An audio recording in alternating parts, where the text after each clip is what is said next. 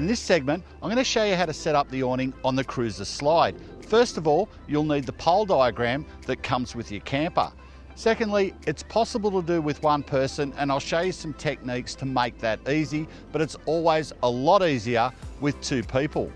What I've done is laid out all the poles that I need to set up the awning in the relative position that they're going to go underneath the canvas.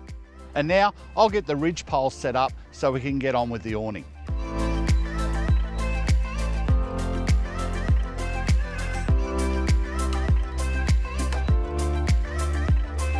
The ridge poles are easily identified by their number, which is number 7, and they have a hook at one end and a flat tab with a hole at the other.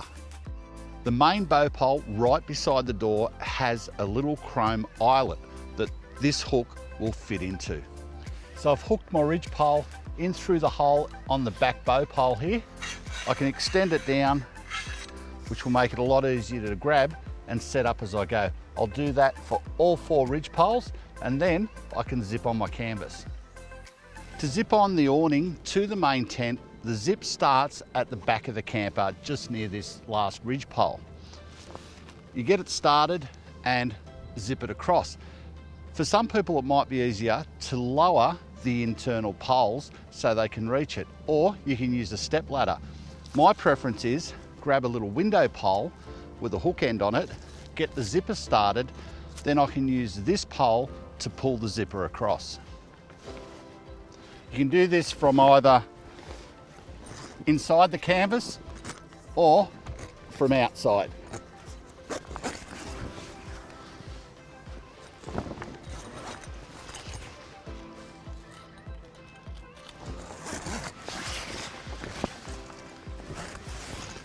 And for the ridge, I'll just jump underneath and hop up on the stairs.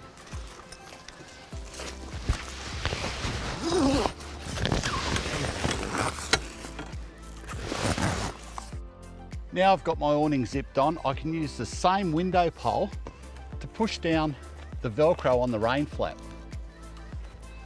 The better you get the Velcro pressed down, the more resistant it will be to wind blowing rain underneath that flap. So I'll push that down and we can put some poles up.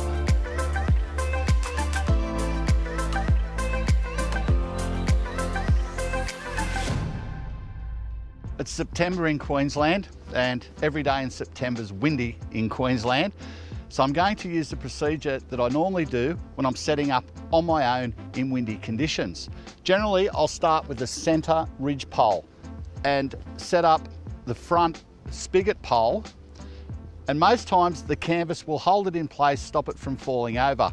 It's going to be a bit of a challenge in the wind, so as I go, I'm going to rope off my poles so nothing can fall over and take off on me.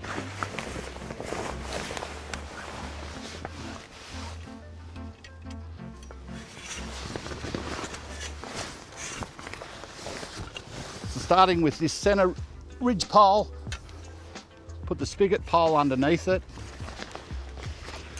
get it roughly in the middle, and I can grab my front spreader pole.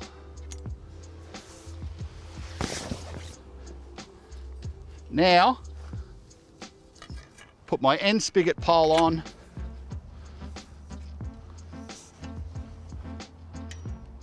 grab this one at the end here, and pop the canvas over the top.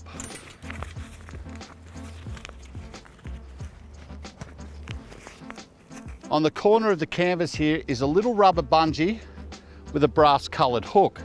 What I need to do is extend this spigot pole so the internal pole clears this small hole in here. What that allows me to do is place the little hook in the hole.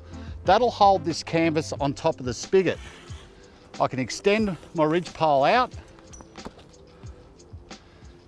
get it roughly in position, and pop a rope over it and tighten it up.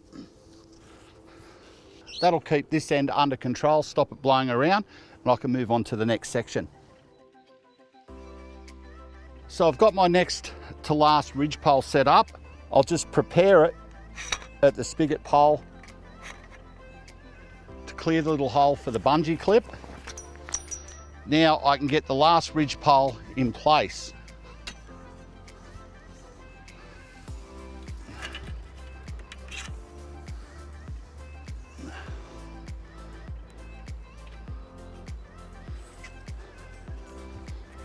Pop the canvas back off, get that in.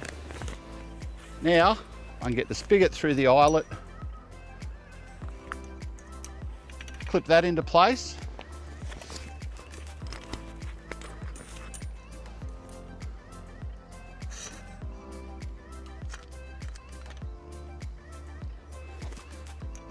Get the little hook in.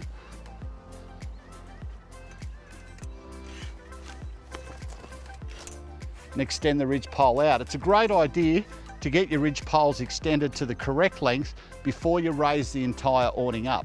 Otherwise you have to reach up. There's also underneath here some Velcro tabs to hold the canvas to the pole. Before you get the awning too high, get them wrapped around the poles as well. I just want to show you close up what I mean about the hole that's drilled in the front of the poles. When these aren't extended, the internal pole can block this hole. That's what I mean about extending the pole to get that clear so this little hook can fit in. Once this is in, this will hold the canvas down on the spigot and stop the wind blowing it off, making it hard to put up. Before I extend the awning up to its operating height, I've extended this pole so it's exposed the hole, so I can get my little hook in there. That'll hold my canvas down, and I want to put the tent rope over the top spigot before I extend it up. Otherwise it's going to be out of my reach. This is also a good time to put on the rain caps. Should you're going to get some rain or whatnot, you want to get them on before it gets too high to do. So I just pop that over the top, and now I can start extending my annex up to the height I want it. Now when you set up your annex, never set it up so the front is higher than where the awning joins the tent. If you do that, rain is going to run back underneath the Velcro and come down through the zipper. As good as the Velcro and zips are, they are not waterproof. So you need to have a little bit of a lean on the awning towards the front to make sure rain doesn't go backwards towards the tent. And if it's raining heavily, you need to stop pooling by lowering the outside poles and getting more fall on the canvas. A great tip, particularly in windy conditions, is to do a half hitch around your pole with your tent rope. So let's go around the pole, back underneath and up over the spigot. What that does is it helps stop the poles from lifting if the wind gets under the awning. It also gives you the ability to move your tent pegs in closer and still get a reasonable angle on the rope, which is great for a lot of the big caravan parks now. The spaces are getting smaller and this will help you conserve that space. We're almost complete. Now to finish it off, we need to insert the spreader poles. The two large ones go in the larger spans off the apex of the awning. The easy way to do it, extend the pole slightly, and I always put them up to the highest point first, and I keep the wing nut towards me. That way, as I do it, I can still reach the wing nut, extend the other end down, clip it onto the other ridge pole.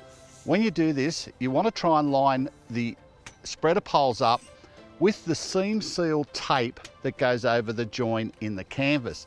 That way there's less chance that the contact from the pole is going to wick water through the canvas.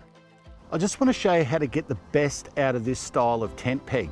They're very, very strong, but you need to use them in the correct way. If you look at this peg here, you can see that the rope is almost at a 90-degree angle to the main shaft of the peg. Why I do that is when I'm adjusting the ropes, I want the friction to be on the main shaft.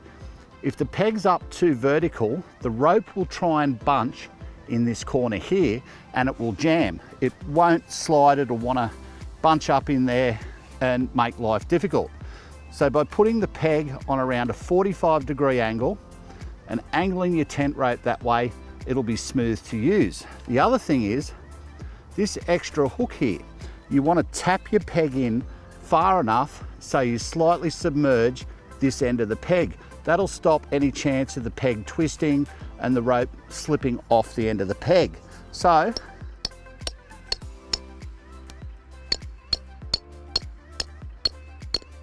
now that peg can't turn and let the rope slip off.